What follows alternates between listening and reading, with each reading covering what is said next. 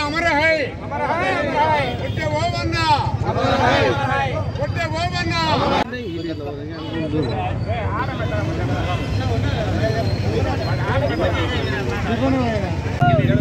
स्वातंत्र समरयोधुडु स्वर्गीय वड्डे ओबन्न गारी వెనుకబడిన వర్గాల వారిలో ఎవరైతే ప్రాముఖ్యత కలిగినటువంటి వ్యక్తులు చారిత్రాత్మకమైనటువంటి ఒక చరిత్ర కలిగినటువంటి ప్రముఖుల పేర్లను ప్రస్తావిస్తూ అందులో భాగంగా ఆ ప్రాధాన్యత కలిగినటువంటి చరిత్రకారుల జయంతిని అధికారికంగా ప్రభుత్వం నిర్వహించడం అనేది ఒక మంచి పరిణామము, వడ్డెర్ల విజయంగా కూడా భావిస్తూ ఉందని.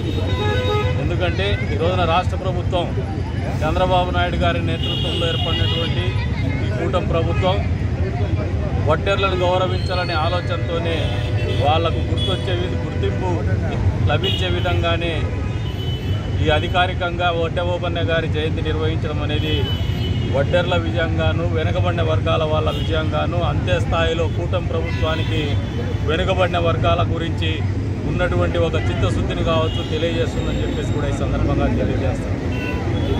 మీరు ఒకసారి గమనిస్తే రాజకీయాలకు అతీతంగా ఈరోజు రాజకీయాలు శాసించే దిశగా వెనుకబడిన వర్గాల వాళ్ళు ముందుకు పోతున్నటువంటి పరిస్థితి. మరి ఇటువంటి పరిస్థితుల్లో రాజకీయ చైతన్యము పెద్ద ఎత్తున రావాల్సినటువంటి పరిస్థితి అన్ని వెనుకబడిన వర్గాల వారికి కూడా ఉందని చెప్పేసి కూడా ఈ సందర్భంగా తెలియజేస్తాం. ప్రాధాన్యత ప్రాతినిధ్యం ఉన్నప్పుడే ఆ వర్గాలలో అభ్యున్నతి సాధ్యమనేది కూడా వాస్తవం అనేది కూడా మనం అందరూ గ్రహించుకోవాలని చెప్పేసి కూడా ఈ సందర్భంగా తెలియజేస్తాం.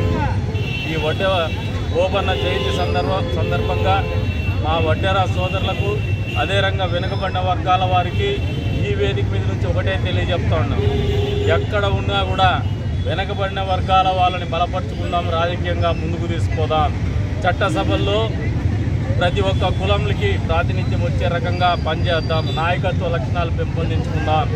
రాజకీయంగా మనకు చట్టసభల్లో ప్రాతినిధ్యం లభించినప్పుడే మన వర్గాల అభ్యున్నతి సాధ్యమనేది గ్రహించమని చెప్పేసి కూడా ఈ సందర్భంగా తెలియజేస్తున్నాం.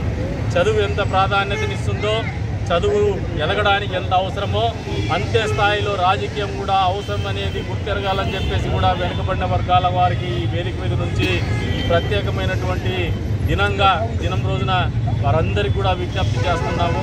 అంతేకాకుండా ఈ రకంగా వడ్డె ఓబన్న గారి జయంతిని అధికారికంగా నిర్వహించాల్సినటువంటి పరిస్థితులు కల్పించినటువంటి చంద్రబాబు నాయుడు గారి నాయకత్వాన్ని, కూటమి ప్రభుత్వం యొక్క చిత్తశుద్ధిని మనస్ఫూర్తిగా ఒక వెనుకబడిన వర్గాలకు చెందినటువంటి వ్యక్తిగా ఈ అందరి తరపున మనందరి తరపున ధన్యవాదాలు తెలుపుతున్నాం ముఖ్యమంత్రి గారికి, కూటమి ప్రభుత్వానికి.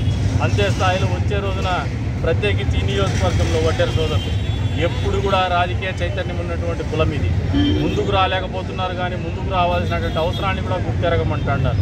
ఐకమత్యంగా ఉంటేనే అది సాధ్యమని గుర్తెరగమంటున్నాను.